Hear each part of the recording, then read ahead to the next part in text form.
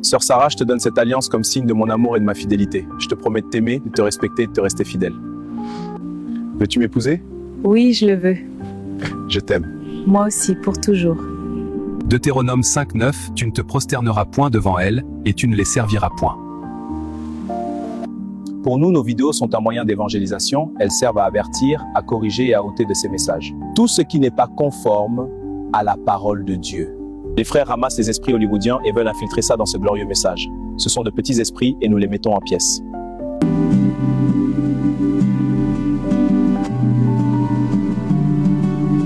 Bien-aimé, l'adoration est sacrée. On ne prêche pas la parole de Dieu avec un chapeau sur la tête et l'on ne chante pas non plus avec un chapeau. Car le culte et l'adoration exigent respect, révérence et ordre devant Dieu.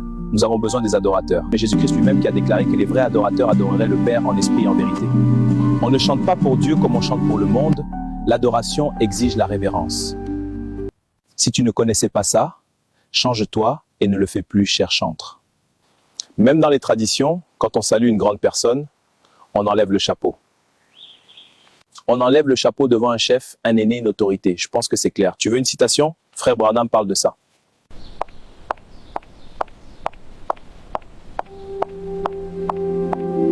Ici, on ne vous juge point, mais on vous rappelle juste la parole.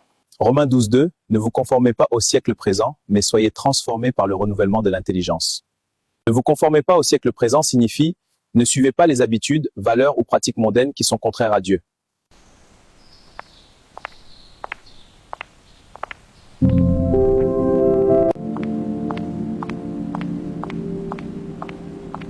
Frère Ba me dit, si vous n'avez pas de cheveux, vous devez en ajouter. Par ajouter, il parle de perruque ou de postiche. Mais ça, mes frères et sœurs, c'est la mondanité dans ce message. Et on ne doit pas en parler. Vu que ce sont des personnes qui payent bien leur dîme, toucher ça, c'est toucher la personne. Et les pasteurs sont calmes et ils sont même contre moi parce que je dis de telles choses. Dieu va vous juger un jour. Apocalypse 2:7. Que celui qui a des oreilles entende ce que l'Esprit dit aux églises.